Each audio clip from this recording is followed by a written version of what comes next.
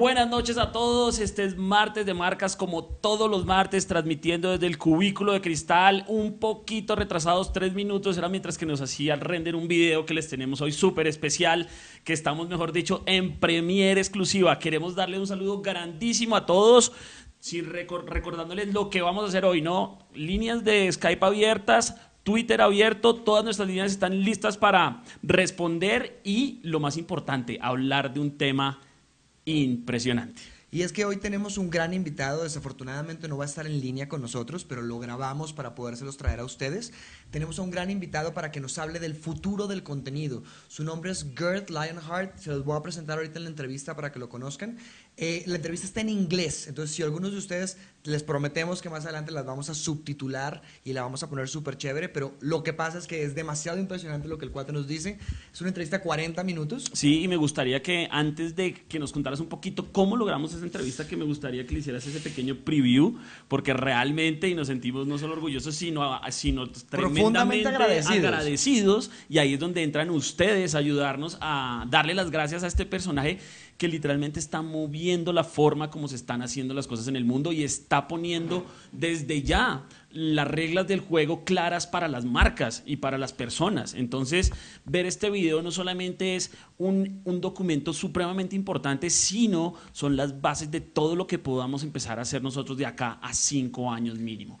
Quiero invitar desde ya y que no se me vaya el check-in virtual, nuestra campaña por hacer el check-in virtual más grande de la historia. Estamos en 10, estamos en 11, estamos esperando llegar a unos 20, 30, 20,000 y eventualmente a 40,000, pero queremos llenar un estadio virtualmente en este estudio, que es el estudio y es el cubículo de cristal, ¿no? Acuérdense hacer check-in en el cubículo de cristal. Bueno, entonces por favor regálanos el check-in en Foursquare, en el cubículo de cristal, todos donde estén, hagan el check-in en Foursquare. Y por favor les vamos a pedir un favor personal, y es por favor tuiteen lo siguiente, es thank you, o sea en inglés, thank you o TU o como quieran, @G Leonhard, GLEONHARD, lo pueden ver aquí arriba en nuestras pantallas, y díganle thank you G Leonhard y hashtag Martes de Marcas, porque la entrevista que nos va a dar es una entrevista de 40 minutos, pero a mí personalmente me cambió la forma de ver el marketing y la verdad creo que va a haber cosas muy importantes para ver. Como dice Edu, es una gran historia. Conocimos a Gerd Leonhard, que me regaña en el video. Y ahí está en el video. Y ustedes van a ver cómo me regaña, que lo estoy diciendo mal, es un oso absoluto. Es Gerd Leonhard. No Lionheart, no, que yo le dije Lionheart, qué pena. Decirle, y encontramos un bonito ejemplo, no es como decirle a Leonel Álvarez, Lionel Álvarez. O sea, es terrible, Leonel, perdón, qué pena, Leonel. De verdad, I'm sorry Gerd, I'm so sorry. Pero entonces, vamos a ver un poquito esta entrevista. Sí. Les agradezco el Twitter, si están viendo esto en diferido, por favor hagan el Twitter que es Thank you G Leonhard, hashtag Martes de Marcas. Igual lo estamos haciendo nosotros, lo estamos escribiendo en este momento, solamente entonces retuiteen, cópienlo, pero lo importante es hacerle sentir a Gerd todo lo que lo agradecemos muchísimo, lo que realmente nos aportó, porque es una persona con una agenda supremamente ocupada. Venir a Colombia 3.0, no sé si el contexto fue gigantesco, pero que haya venido acá es todo un hito para Colombia y para las personas que asistieron. Y que nos haya dedicado 1 hora por Skype fue aún más emocionante, de verdad, fue una cosa muy loca. Es el primer ejercicio que vemos cómo funciona esto de grabar personajes.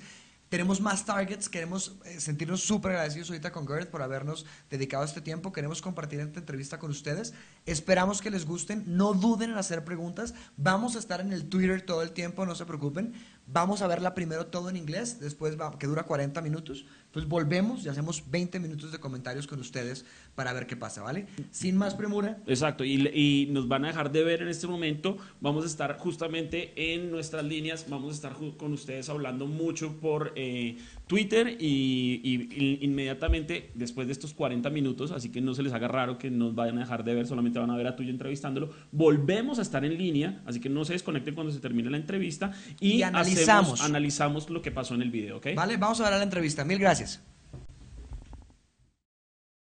Cool. Gerd, I am so proud to have you here in Martes de Marcas. Thank you very much for accepting this invite. Let me introduce you to our audience first.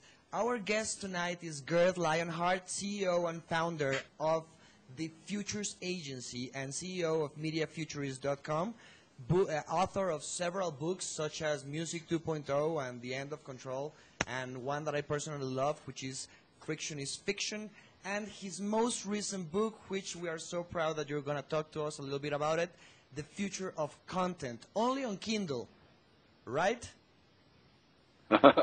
Yes, it will come out in print, but I have to say that I'm trying to avoid to have print books because it's, by and large, it's a waste of resources. But I want to tell you, for all of your readers, if you don't have a Kindle, you can, if you contact me on Twitter, I will send you a free PDF. Oh, great. So you can have a PDF. Just, I mean, we can find a way to distribute it, but it will be available on my bookstore, my Lulu store, as well, and through Amazon. But I'm happy to give you a free PDF. That's great. I actually bought it on Kindle, and it's been a good read. So to any one of you guys that want to learn something about the future of content, this is a great book to have in your iPad or on your Kindle. Actually, in Colombia, we don't have Kindles. Amazon do not, distribute the thing here. So it's really good that they have another application that we're doing, the Kindle thing distribution. Yeah, the Kindle app works really well on a smartphone, on an iPhone, or Android even, I think, right? So you don't have to have a Kindle to read the Kindle. You can use the software. That's great. So let's start with that. I think this book is a great idea. I think it's a great price. I mean, talk about fairness of the right proper price to pay. I think I love it. Why did you come up with the Kindle idea? I mean, is this something that Amazon approached you? Did you approach Amazon, or can any author just do this nowadays? Well, the Kindle has become, I mean, Amazon is selling more books on Kindle than it is selling in print, right? And clearly the idea of electronic distribution as a PDF, it's not looking very good. It's hard to read. So the Amazon has a very good interface. It's not a computer. Of course you have to have it, but I think basically the price for an Amazon Kindle will drop down to maybe $20 for the hardware. So it will become a uniform format. It's really friendly for reading. You don't get distracted like on the iPad. And it's very easy to put up. I mean, we made this format in one day. We formatted the whole thing, and we put it up, and it was available 24 hours later. Wow, amazing. So it's a wonderful, and it's a great deal for the author. I mean, Amazon gets 30%, but, overall it's the way to go, I think. That's great. So do you think it's going to be like the standard distribution model for all books eventually?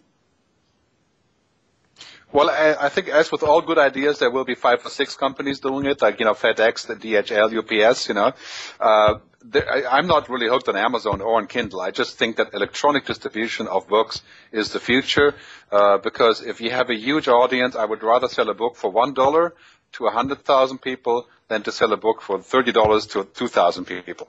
And I would rather give it away for free to an even larger audience, because you always benefit from a large audience. And I think it's especially important in South America is to have the widest available platform of distribution. And that's going to be on mobile devices. Totally agree with you. So before we jump right into the future of content, I want to ask you one final question about the Kindle thing. And don't you think, and I think this is one problem that most authors are not talking about and nobody is addressing it, but I want to discuss it with you, and it's that digital books cannot be signed by authors. You know what I mean? Well, I think you can find, I think there'll be a way to do that. I mean, now you can actually loan a Kindle book, right? So I can send it to a friend and he can read it while I'm not reading it, right? And that's already good innovation. Signing it, yes. I mean, at the same time, I think there's more significant problems with books in general. Is that it's extremely hard to build an audience because there's so much material there, right? There's so many people publishing, and that is what I call digital Darwinism. There's just so many people doing stuff. It's hard to get attention. Totally agree with you. So let's jump right into this. So this future of content is a compendium, right, of all the things, several things that you have written about the future of content in the last years. What criteria did you use to put those articles into this book? Well, I think that all the different essays I've written over the years, some are really interesting, but they're too sort of timely, from 3 years ago. So I only picked the ones that have a real meaning, even if it's 3 years later, which is kind of interesting. That stuff I wrote in 2007 is very much true today still, or maybe it was just early. So I picked the stuff that had the most meaning, really. Okay, great. Was the most valuable for readers, Great. So have any of the things that you have written about come true in the, from 2007 to now in those articles? Yeah, but I mean, of course, that's not really hard. I think if you know how to observe things, it's kind of obvious, you know. Okay. I mean, but one thing that I said, for example, is that the music industry has shown that it's pointless to try to protect digital products with copy protection, or because everybody finds a way around it, and you don't sell any of it because they don't work. Right, and music has proven that, and now the publishers have tried that to sell proprietary format, and of course Kindle is a proprietary format in a way, right? And this is why I'm always saying it's good to distribute in all different formats, as open as you can. But if I give it away for $3 on the Kindle, then it's a very good balance of price and value and platform. Right? But my prediction was that book publishers and, of course, movie companies, they will all start dropping copy protection because it doesn't work. It creates an island. Yeah, it does. It does. So let's jump right into the title of the book. Why the future of content? What's the present? What was the past of it? What's Gerd Leonhard's position? What's the future of content? Yeah, it's Gerd Leonhard, by the way, not Lionheart. So it's L-E-O-N. That's right. Leonhard. I'm sorry. Leonhard, Leonhard. It's like Leonard with an H. Ah, But okay. anyway, the idea of the future of content is to say, okay, we're now at a big intersection, or we're at a cross section. All of a sudden, we're selling content in a physical form. It's becoming next to impossible and very expensive. So DVDs or cassettes or vinyl or CDs or selling content in this way is expensive. Now we're at a cross section to where people have digital devices, and I think in 3 years those devices will be as cheap as $10 US, or even cheaper, or maybe even free, so that we can all participate in content in all different ways that we can, right? And so the future of content is digital, it's mobile, it's social, it's 5 billion people. I mean, so far the content has really only been given to 1 billion people, those that have cable TV or satellite TV, or they can buy books or whatever, right? But this is going to go out to basically every single person around the planet. So it's a big intersection, and I wanted to sort of point into the future. And that's a nice future to live in, actually. I would love to see that happening everywhere, Just we see some people doing it right now, some sectors of the population having access to that, but I would love to live in a world in which everyone can have access, I think that would do wonders for education. I think it would do wonders for the human race as a whole. So let me ask you this. Is this future of content a phenomenon that will only happen to people that have it on the internet, digitally? Or how is this going to happen in the real life to people that don't have technology? Will this affect them? I think that's basically, there's really no more difference between online and offline. I mean, there's a difference in many countries where it's expensive to go online, like in Colombia, right? But this will change. This will change very rapidly, because basically every single country has one main objective, which is to get people online as fast as possible.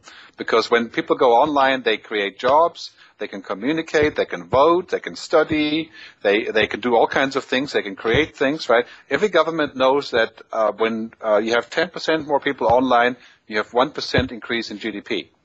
Right? So there will be no such thing as people offline, except when they choose to be offline, mentally, or not be connected in 10 years. And in fact, I think that the developing countries, and especially South America, will be much quicker to adopt the new business models, because there's much more room, there's a large audience, there's a lot of growth. In Europe, we're sort of stagnated.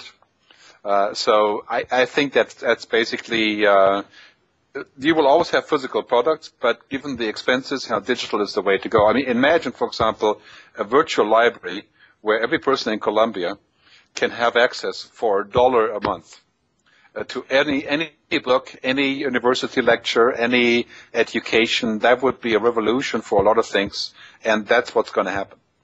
I mean, $1 a month paid by the government, not by the people, But that will be a great shift towards, taking a step to the future. So how far do you think these things are going to be? This future of content, is this like the 2012 Majan prediction?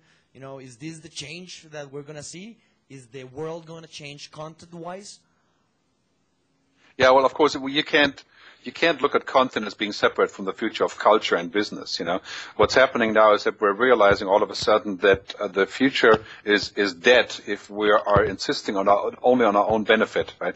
What I call the ecosystem, right? For example, the idea of keeping content behind the wall, you can maximize your profit. I think it's perfectly okay if that's what you want to do, but the real growth is going to be in an open ecosystem, right? That benefits everyone, not just the rich. And not just those that live in rich countries. But now we see a reversal. The rich countries are in trouble, and the countries that are growing, they're fine, right? I mean, that's a total reversal of fortune, right? Yeah, I mean, I think that's basically in the next 3 to 5 years there'll be significant changes in the distribution of income and the distribution of growth. In a different way of doing things that we have to learn in Europe, because in Europe we're very traditional and we're very much set in our ways. Great. So, is this future 3 or 5 years away, going to happen? Is this going to be a global thing, or is it just going to happen first in countries like Latin America because we're such, fast adopters, or is it going to happen first in Japan? How do you think this future of content is going to be distributed throughout the world? That depends completely on culture, right? For example, if the culture supports a process of general education and interest in content that goes beyond the idea of selling books or products, right, then it will happen quicker. For example, if the Ministry of Information in Colombia says, that every person should have a legal right to go on the internet, like you do in Finland. In Finland, if you can't go online, you can sue the government. Right? Nice. You can actually go to the government and sue the government because you can't connect to the internet, right? If in Colombia the ministry adopted a policy of saying, this is a legal right to connect, right? And then it's a legal right to consume content in different ways, right? Then I think it would happen quicker. But this is by and large a cultural question, and a question of how open the society is. So in some countries it could happen in 2 years or 5 years or even 10 years. For example, here in Switzerland where I live, people are not adverse to paying for things because they have money. Right? So here the system will take much longer to change because there's a lot of money to change hands. But in South America, where the willingness to pay is much lower and the budgets are much lower, the government is responsible for bringing a lot of wide-scale change. Wow. So do you think it's the government's responsibility, or should it be like the private sector's responsibility to provide access to people? I think the government needs to support the private sector in doing it. For example, I'm a great proponent of making internet tax-free. And saying that every person that goes on the internet, there shouldn't be a tax on the provider, there shouldn't be a tax on the user, there should be a benefit, a reward for connecting people, right? And this should be a collaboration of private and public sectors, right? But basically, I think that as citizens, we should be voting for those people that bring us those benefits and not for the others. Clearly, the digital divide is a big problem. We don't want the people that already have the money to go on the internet and prosper, while the ones that don't have money can't get online and don't prosper. Right? That wouldn't make any sense. That's like a. So I would propose. I'm sorry. Go ahead. Yeah. I would propose, for example, a simple rule of saying that if you make less than $200 a month, the government must give you a mobile phone with internet access, so that you can participate in the digital economy. You can read, you can look for jobs, you can download an app. So the government must give you a smartphone, and that could be part of an agenda, to get people to be part of the digital system. That's great. So that actually would be like the new definition of participation, like politics or democracy. If you are able to participate, then, digitally, then you could say that you have a democratic system or something like that. I love that. Yeah, I mean, the other thing is, of course, that it's not all about digital, but there's an increasing connection between digital skills, and being able to go on the internet and what people do in real life. It's completely overlapping now, right? For example, people are using Facebook to search for jobs, right?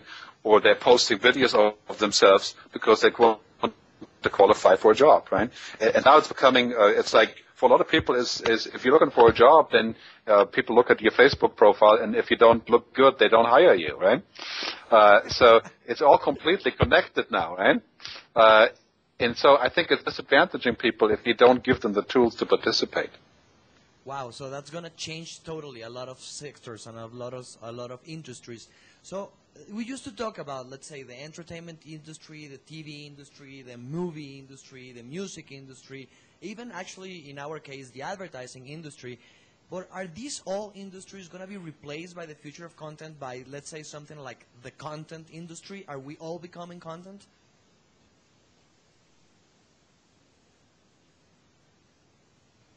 Well, one thing is for sure, I think that advertising and marketing is content, right? I mean, basically, in a digital system, we won't be interested to listen to noise. For example, when you go to a website, you have a pop-up banner, right? Or when you go somewhere, you get a meaningless SMS, or we won't be listening to that sort of noise that we listen to on, for example, on television. Most of the advertising is just noise, right? Because it's not about us; it's about something else, right? So in this sense, you could say that advertising is becoming content, and some content may become advertising. And as you can see with Facebook or Foursquare or Twitter, many of these things are also about a game factor. There's like a gaming idea, right? Facebook in a way is a game, right? Because I'm playing a game of information, of networking, and it's fun to play. It's a lot like a role-playing game for some people, right? So you could say that I think basically advertising and marketing is becoming content.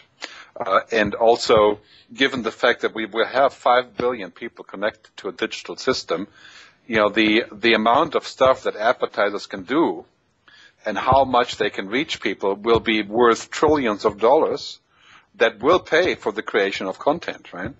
So there's a statistic saying that basically about 70% of all content in the past has been paid for by advertising. For example, radio and TV, right? And now YouTube, you can see clearly YouTube is going to be paid for by advertising, and it will make $1 billion or so a month once it works, right? So clearly there is a relationship between advertising and content. Yeah.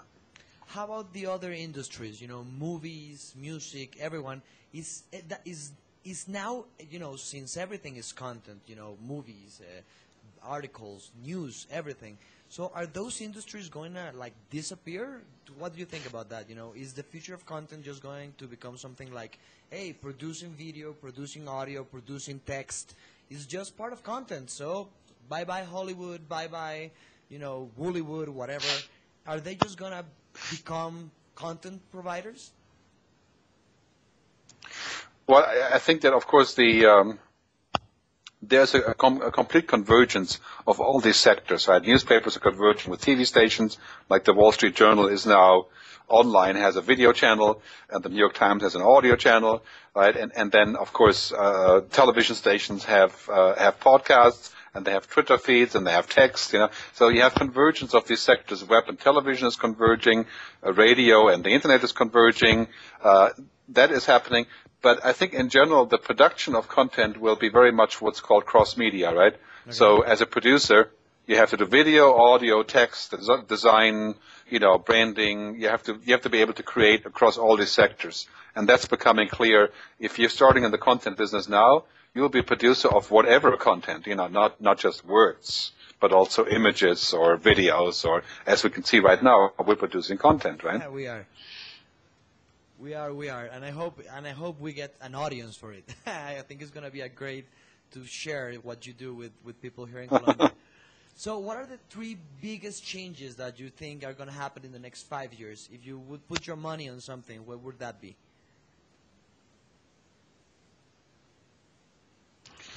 Well, as I said earlier, I think the biggest change is the shift of power away from the developed countries.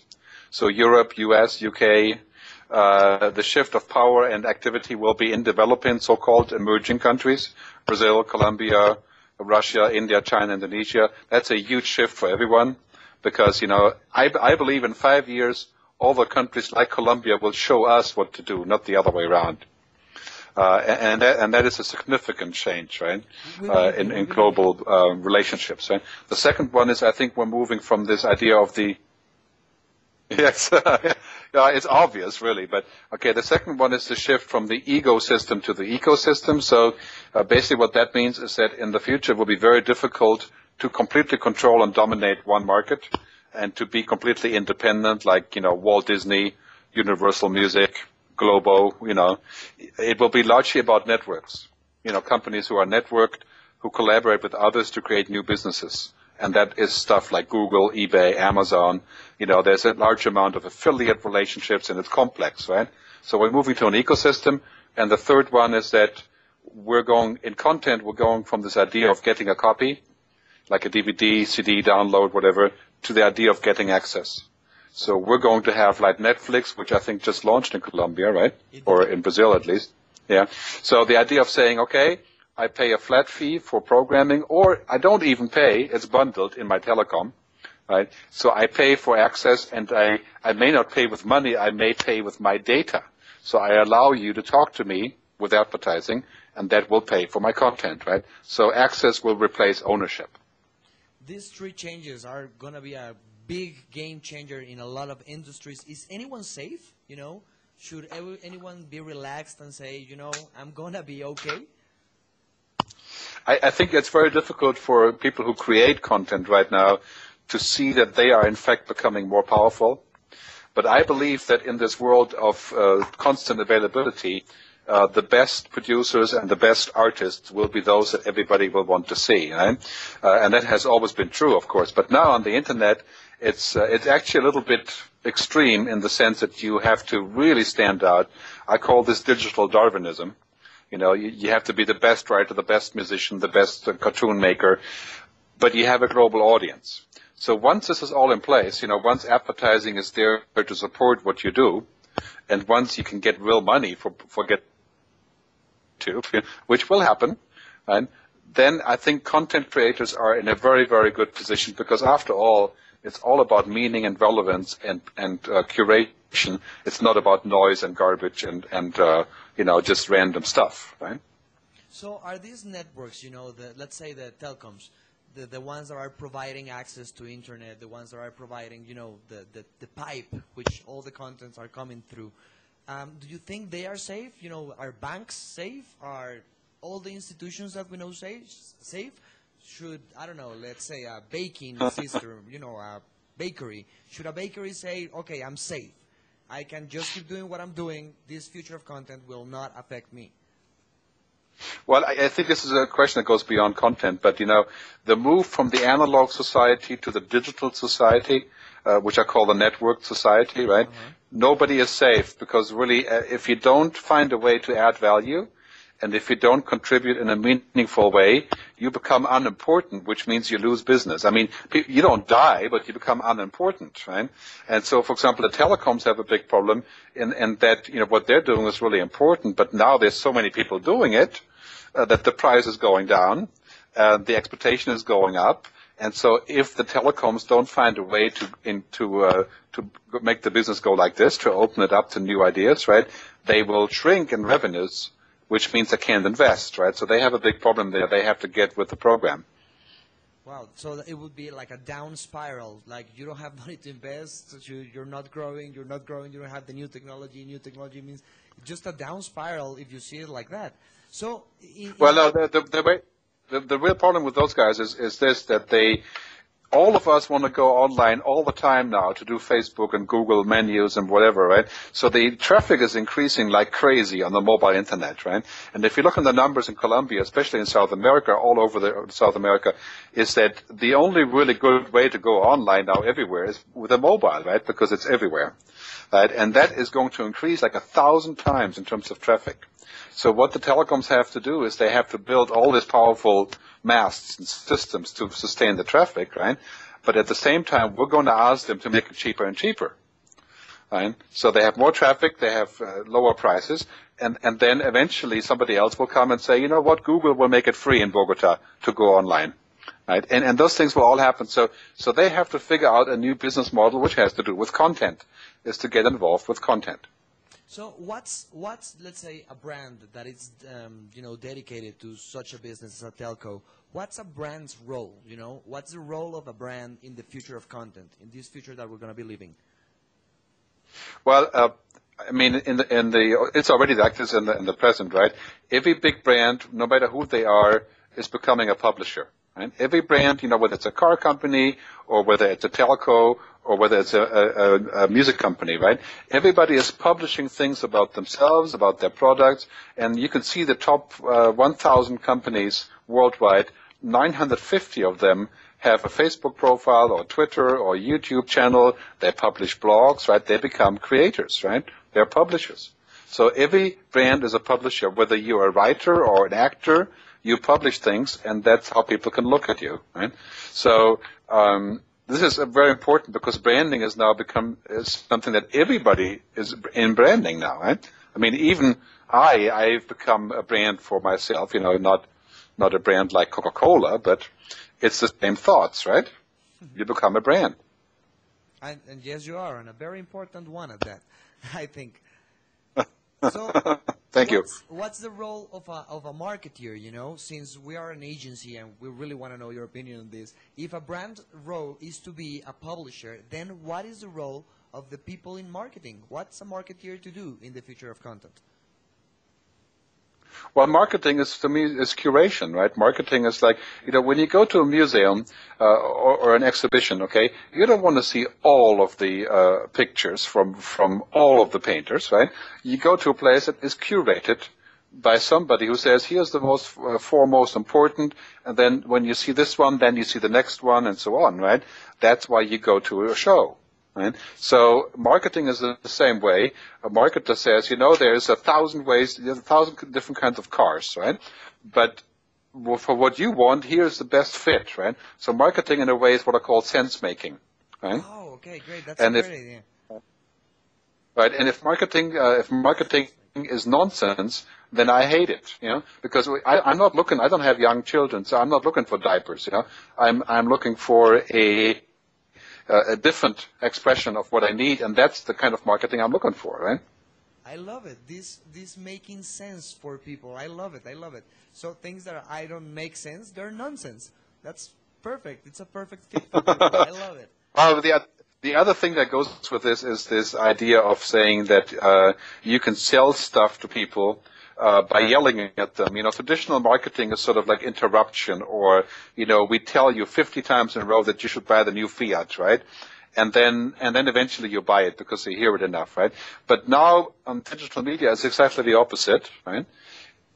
Anybody that's going to yell at me, I delete, right? I just delete them. I don't pay attention. So now you have to make sense, and you have to actually give me something that's meaningful. Otherwise, I tune you out. So that is the art of marketing now, is to make this match in a digital way, and then, of course, in a real-life way, which is really the same now. So to actually find the right people who may be interested. Love it. So that's marketing. How about advertising? The proper just doing the communication part of marketing. Is that going to be affected by the future of content? I mean, I know we are providing content right now as advertisers, but in the future, since people are going to be choosing which sources of content they are receiving, so are we advertisers? I'm not an advertiser, by the way, but as the advertising industry is going to be a, going to become like Hollywood, or going to become like a radio station. What's the future of advertising in the future of content? Yeah, I mean, our societies are more and more fragmenting, okay?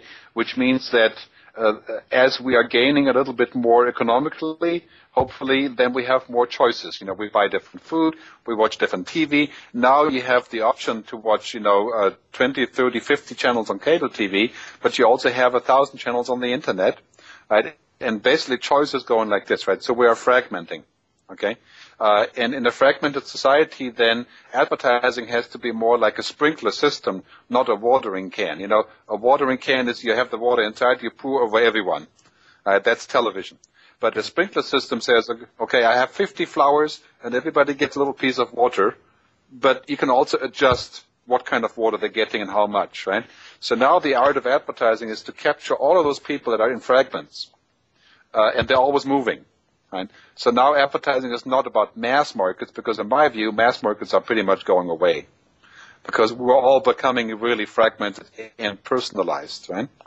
So you can see, for example, there's people watching TED.com, the online channel for conferences and speech, and there's like 300 million views on this, right?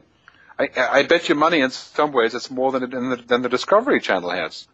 So then everything is fragmented and personalized, and advertising has to be completely personalized and fragmented and high quality. Otherwise, I won't pay attention. And how about, you mentioned earlier that advertising is going to pay for the content eventually, because brands are going to use their marketing budgets to pay through advertising for the contents.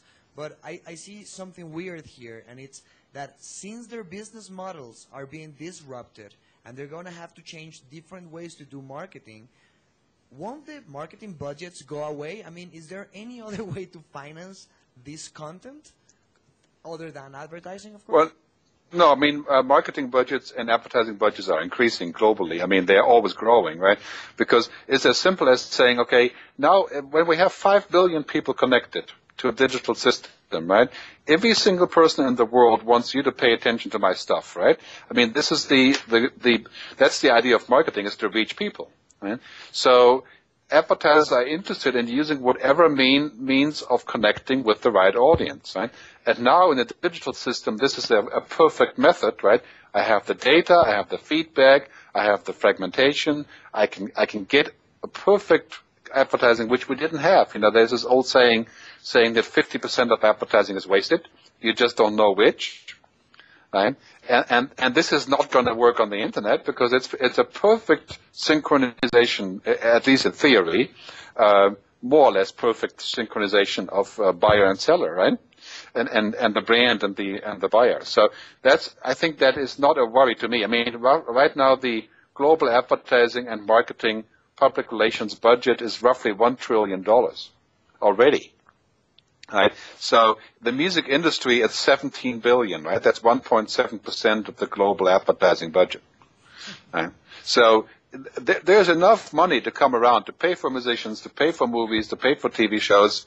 And then, of course, in addition to advertising, you will have subscriptions, you will have payment processes, you will have all like we always have, right? So I'm not worried about the ecology. It's just that we have not invented it all the way through yet, so it's kind of stuck, between, there's, in principle it's there, but it's not fluid, right? It's not liquid yet. Now that you put it like that, I think that it's about the synchronicity, If you say, how am I going to synchronize my needs, or actually people needs, with my needs as a brand, I think that's a whole new business growing there, I think in the future we're going to see the synchronicity industry trying to help people or something like that. That's a great way to put it. So, well, it has to do with data, right? The data that people are creating and the keywords and what we like and the page views and where we go to, where we come from, and my location and all these things, right? That data is becoming worth gold. As I was saying earlier, and when I was in Colombia, data is the new gold, right? If I can get this gold and I can get this data and I can bring it down to the important way of reading the data, then I can talk to you and you will know me and I will know you, right? If you allow me to do that, right? And so I think it's all about data, it's about permission, it's about value, and it's about trust, right? Ultimately, if I don't trust the brand, I'm not interested. So therefore, I have high hopes for advertising becoming a very important way of being funded to create content. Great. Let me just go to talk to you now as a content creator, because I know maybe some people know you a lot about the future, futurist.com, but I also know that you're a great musician. Yeah, well, I'm more passive right now, as I wish I would be. But I did play heavily for about 15 hours a day for 15 years of my life. So yeah, I put in a lot of work. Just tell me really quickly, just as a last question, Gerd, how did a musician become a futurologist? Yeah, but I mean, it's a long story. But when I was a musician, I realized I was quite successful. I mean, in a way where it was interesting, but I didn't really get to the very top level. I wasn't good enough to really, play with Gilberto Gil or to play with the Rolling Stones or whatever, right? I wasn't good enough for that. So it got a bit boring because it became like work. playing on a cruise ship or those kind of things, right? And it was fun, but I realized later on that I was better at doing more creative things, but not necessarily as a musician. And then I came on the internet in the mid-90s. I had a few startups, and so basically I grew into the internet business from the music side, right? And then after the internet bubble blew up, I realized I was good at seeing things that weren't there yet. I was too early. The companies I had founded were sometimes 5, 7, 8 years early of the market. So that led me naturally to say, okay, if I can see a little bit beyond, maybe I can share that with people and it will help them. I don't have to start companies every time. That's great. So this was Gerd Leonhard. I'm sorry, you have to teach me this. Gerd Leonhard. Leonhard, there you go. Leonhard. Okay. Okay. So this was Gerd Leonhard, CEO and founder of the Futures Agency, a media futurist, author of several books, including the one we're talking about right now, The Future of Content, and of course a content creator. We really appreciate you taking your time off to share your knowledge here with us with Martes de Marcas. It's been great having you. We really appreciate your time. Thank you very much, Gerd. You're welcome. See you around. Okay, bye. Bye. Okay. Tuyo. ¿Qué pasó esta vez? O sea, le dijiste mal el nombre, güey. O sea, desde decir mal el nombre hasta hacerlo reír a cada 5 minutos. ¿Qué pasó? De verdad, vamos a empezar con eso. Después de oír semejante discurso, vamos a iniciar. Mentiras. Empecemos por lo negativo. Wow. El intento de tuyo por hacer reír a Leon. No, fallé a con Leon, todo éxito. Pero impresionante. No, a mí personalmente, el principio de la entrevista yo creo que, pues, por culpa del entrevistador, sí. Específicamente, como que uno... No somos Pacheco, ¿no? No tenemos experiencia. Y yo estaba muy nervioso, de verdad. Sí, o sea, hablar con un personaje de esos a mí me tenía muy nervioso.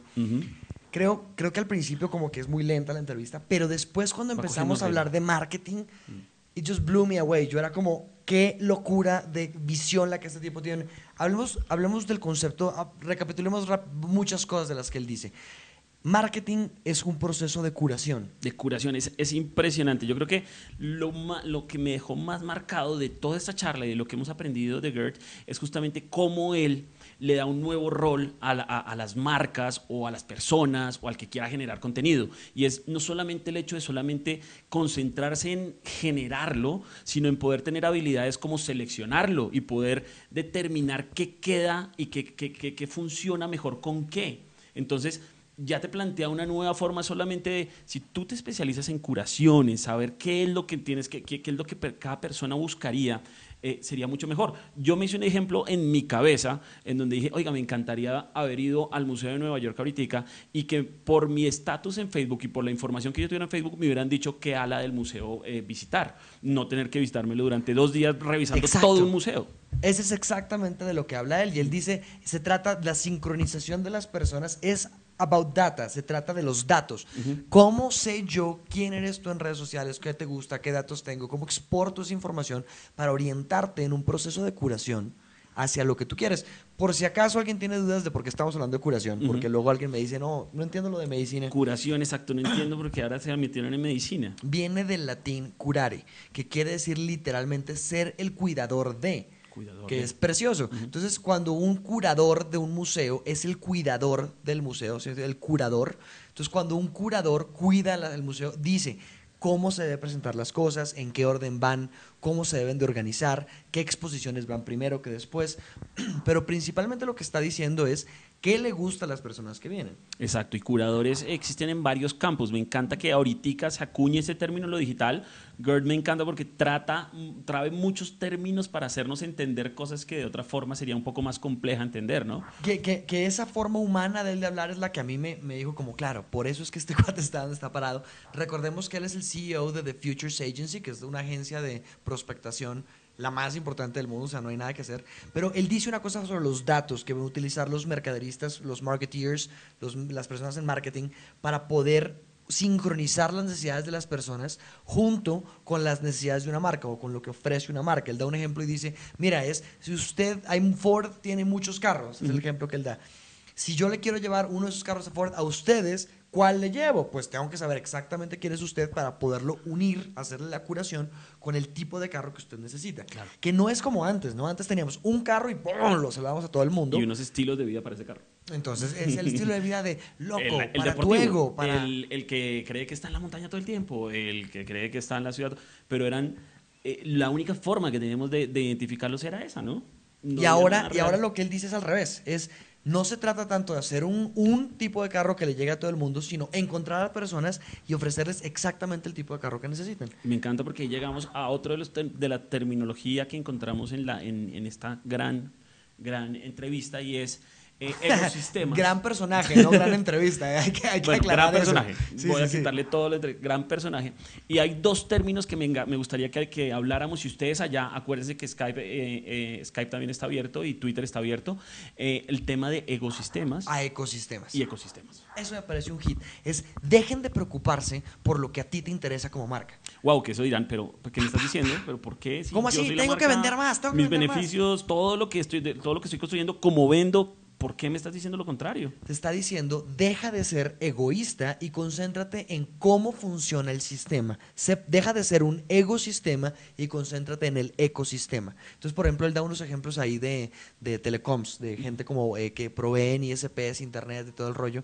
Él lo que dice es, en vez de que las personas tengan que pagar por el servicio, que es lo que tú quieres, Sí. deberías de encontrar formas para que el ecosistema pagara por tu servicio. Quizás las personas pagan por música, pero tú les das internet gratis, o al revés.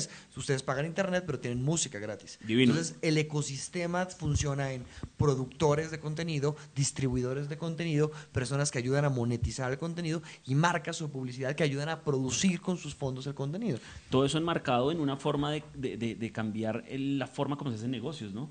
Es como si tu negocio está en vender CDs, tu negocio está en vender hamburguesas, tu negocio está en hacer papel higiénico.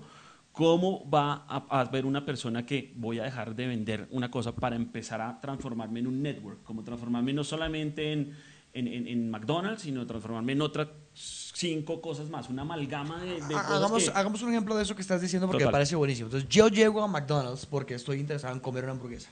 Pero cuando llego te dicen, esta hamburguesa viene con música o con, no sé, fondos de escritorio o lo que sea. feliz con los tracks. Exacto, cajita feliz con los tracks. Entonces, tú como tienes en tu celular, en tu móvil, tienes, no sé, a Movistar, que te está dando tal cosa. Entonces, Movistar y McDonald's tienen un convenio para que cuando tú compres una hamburguesa a través de tu Movistar te llegue la música que quieres. Okay. Eso es un ecosistema. ¿Y qué están vendiendo? ¿Hamburguesas? ¿Están vendiendo música? ¿Están vendiendo conexión? ¿Están vendiendo todo, no? Es un ecosistema, que se trata es de qué quiere la persona. ¿Y con qué paga la persona? Pues uno podría decir paga por la hamburguesa, pero también podría decir, ¿saben qué? Yo acepto la hamburguesa gratis, acepto la música gratis, acepto la conexión gratis porque ustedes tengan mis datos.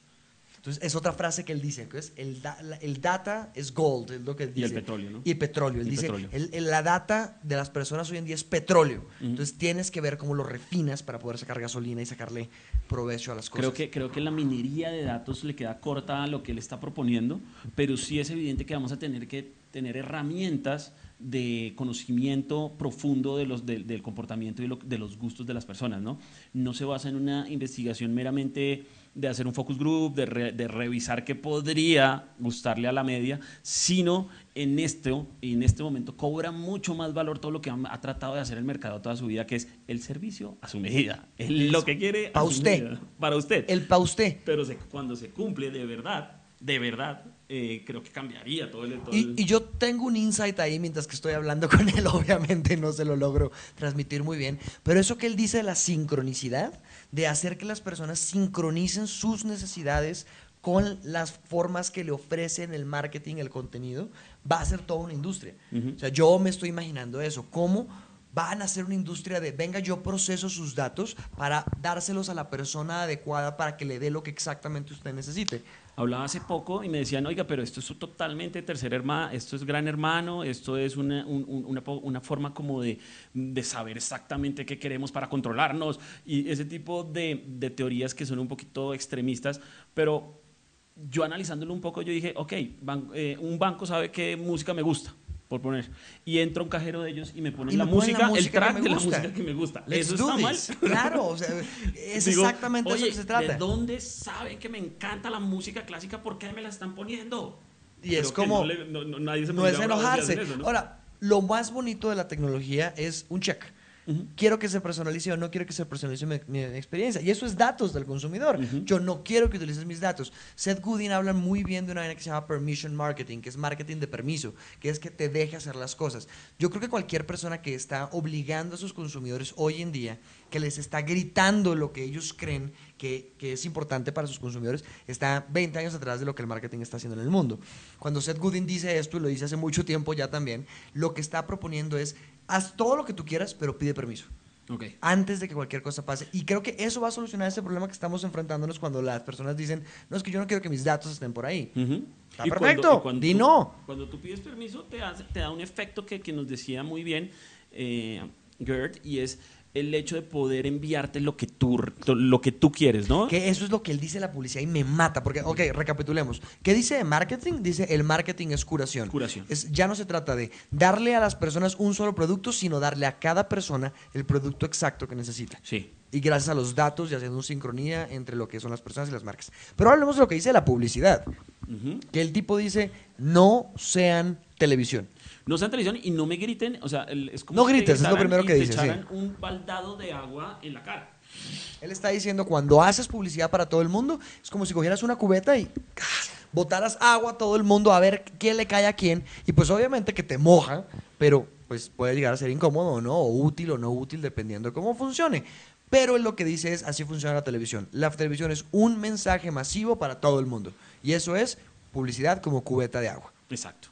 Pero después propone algo muy interesante, y es el rociador. El efecto rociador es poder hacer que esa misma cantidad de agua que tienes ahí puedas llegar a determinar a quién le gustaría recibir un poco de esa agua y mandarle 3 o 4 gotas específicamente a ellos. De los tipos de densidad adecuada, del color de agua adecuada, mensajes customizados, personalizados para las personas a las que está diciendo. Él lo que dice es: si tienes una florecita aquí, entonces a esa florecita aquí le mandas 3 amarilla, y a esta florecita de acá le mandas tal cosa. Entonces tú puedes utilizar tu sprinkler, él lo llama, el rociador, para poder mojar exactamente a quien quieras.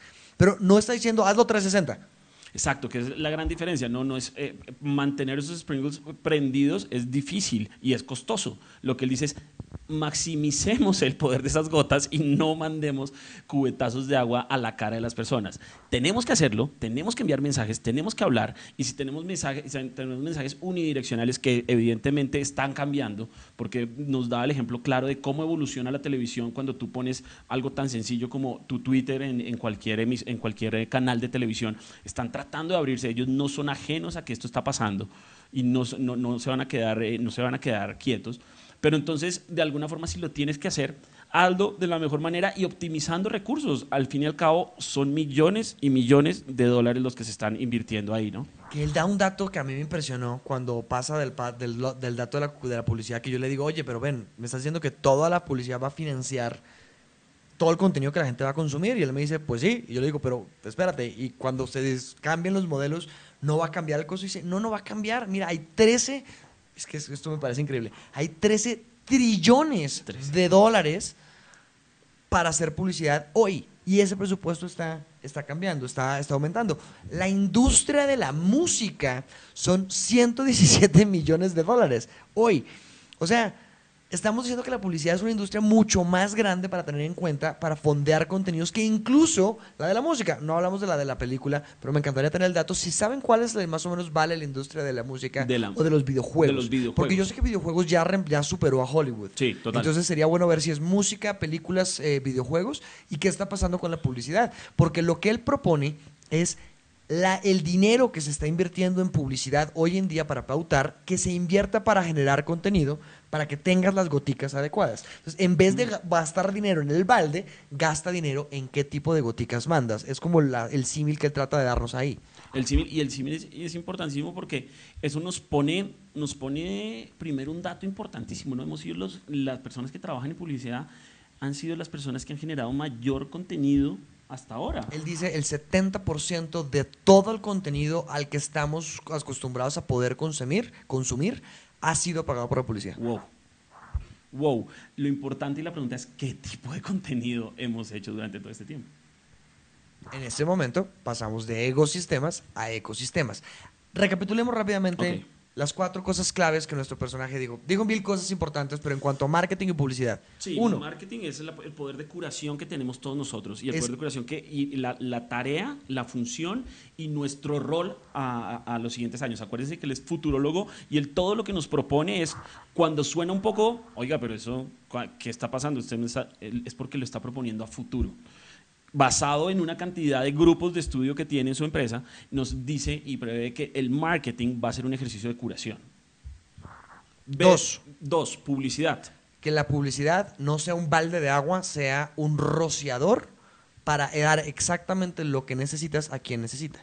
Claro, ¿y se necesita qué? Se necesita claramente data mining, se necesita conocimiento profundo del consumidor que vamos a llegarle. No es algo que eventualmente podamos hacer determinándolo por impresiones o por estudios que hagamos nosotros, sino claramente se va a necesitar data fuerte, ¿no? Data sobre el comportamiento, los flujos de información que hoy en día están en las manos de las telcos, ¿no? Todo, los que controlan tu plan de datos, los que ven dónde estás por georreferenciación, todo eso está en las manos de ellos, sino que como ellos, su negocio no es contenido, entonces no saben hacer, él lo llama fluido, no sabe hacer que fluya desde los generadores de contenido hasta las personas. Entonces, como no hay una fluidez todavía eso no está pasando.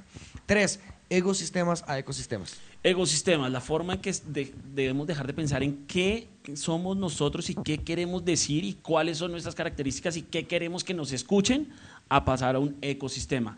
Y el ecosistema tiene no solamente participación en el ecosistema como palabra como tal, el de la naturaleza, o sea, tenemos que ser favorables a un ecosistema que se está viendo afectado por nuestro egocentrismo, y tenemos que ver cómo podemos hacer que se vaya fluyendo el mensaje y vaya pudiendo tener diferentes variaciones en donde las personas sean las que puedan decidir cuándo están en contacto con nosotros, no solamente emitiéndoles un mensaje que queremos decirles. Y 4 es la parte de la publicidad, va a costear el contenido. Y va a decir que esos 13 trillones de dólares van a ayudar a las personas a poder tener el contenido que quieran en vez de pagar para llegar a las personas. Ojo a ese cambio, es muy grande. Ojos centrales de medios. Esto es muy importante. Les están diciendo, una persona tan importante como Gerd Leonhard, ya ven, aprendí, es Leonhard, muy bien. Total. Como Gerd Leonhard le está diciendo, el dinero se va a desplazar de los medios a la generación de contenido. Muy probablemente sigamos utilizando medios porque todo el mundo, la distribución le sigue siendo interesante y para llegar a las personas es importante, pero la pregunta del millón es, ¿qué va a pasar con esas industrias que están siendo disrupted, que van a ser disrumpidas? No sé cómo se traducirá eso. Van a ser movidas hacia nuevos esquemas de monetización. Y lo que él dice, y él hace así las manitas, dice como, hay que abrirse. Dice, tienen que dejar que nuevos esquemas de negocio lleguen a ustedes. Claro, y estamos hablando de todas estas empresas tienen su forma de negocio centrado en una venta de algún tipo de producto o servicio, y creen que ahí está únicamente es la forma de remuneración. Lo que él dice y lo que expone es cómo podemos hacer que a través de todo lo que ellos hacen se pueda generar peajes o se pueda generar una forma de que en un momento que tú menos te dabas cuenta es el momento que estás monetizando y es el momento que estás haciendo dinero.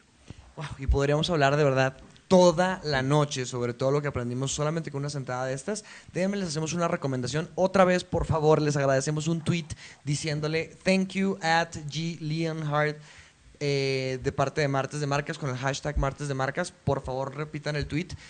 Yo creo que es muy importante, ¿verdad? Estar agradecidos con las personas que nos dediquen ese tiempo. Creo que es el primer paso a que otras personas nos dediquen también otro tiempo. Vamos a ver qué pasa con su apoyo. Es toda una cruzada y es como todo, digamos que en este segundo año gigante que vamos a tener, queremos que hoy justamente sea uno de esos experimentos que vamos a tener con ustedes. Entonces, depende del apoyo que tengamos en este momento y que le hagamos saber a este personaje que nos sirvió mucho su información. Ver cómo nos movemos para traer otras personas así. Ojalá les haya gustado. Para nosotros fue una gran experiencia. Infinitely, o sea, totalmente, infinitamente agradecidos con Gerd Leonhard, perdón, sí. que por todo el tiempo que nos dedicó, por toda la preparación que tuvo con nosotros para esta entrevista. Gracias a ustedes por acompañarnos. Total. Podríamos hablar 18 horas más, pero de verdad, el reloj acá. Vamos a ver cómo nos vemos el próximo Martes de Marcas. Después de esto, prepárense porque viene Comparte tu Marca, uno de los spin-offs que salieron de aquí de Martes de Marcas, que también pues es como chévere apoyar a estos proyectos que están aquí con nosotros, yendo hacia adelante también. Un gran saludo a ustedes, un gran saludo a Gerd Leonhard. A todos los que nos están siguiendo. Y nos despedimos diciéndoles de verdad que qué pena no tener más tiempo para profundizar mucho más en la mente de este gran personaje. Pero hoy nos despedimos, nos vemos el próximo martes de Marcas. Chao.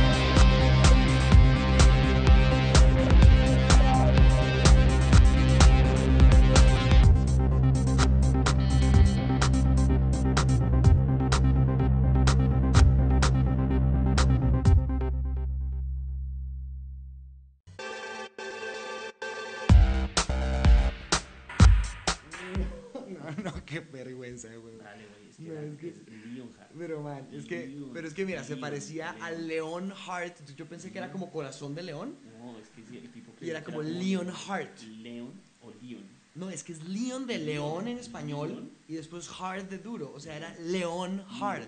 Leon. Y el tipo me dice, es como Leonard, pero no. Leon. Qué oso tan Leon. salvaje. No, Leon. Leon.